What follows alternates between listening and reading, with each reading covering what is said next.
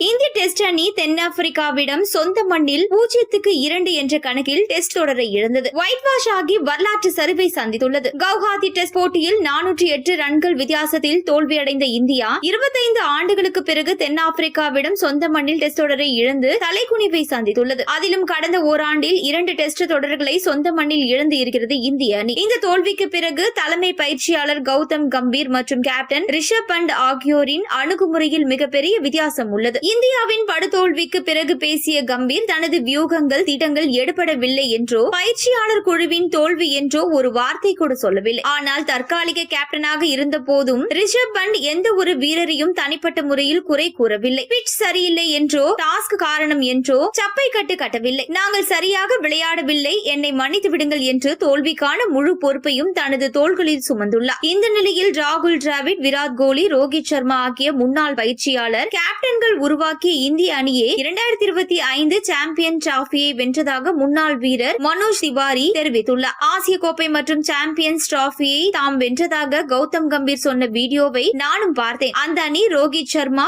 ராகுல் டிராவிட் ஆகியோரால் உருவாக்கப்பட்டது. அதற்கு முன் விராட் கோலி அதை கட்டமைத்தார். ஆனால் ஒருவேளை கம்பீர் பயிற்சியாளராக இல்லாமல் இருந்திருந்தால் கூட அந்த 2 தொடர்களையும் இந்திய அணி வென்றிருக்கும். ஏனென்றால் வெற்றிக்கான அணி ஏற்கனவே உருவாக்கப்பட்டிருந்தது. கம்பீர் போன்ற வெள்ளை பந்து கிரிக்கெட்டுக்கான ஆலோசகர் இந்தியாவை டெஸ்ட் கிரிக்கெட் பயிற்சி செய்வது துரதிருஷ்டவசமானது. நீங்கள் கள அளவில் அனுதாபத்தை கொண்டிருக்காவிடில் எப்படி எதிர்பார்க்கும் முடிவை கொடுக்க முடியும்? அது சாத்தியமற்றது என்று கூறினார்.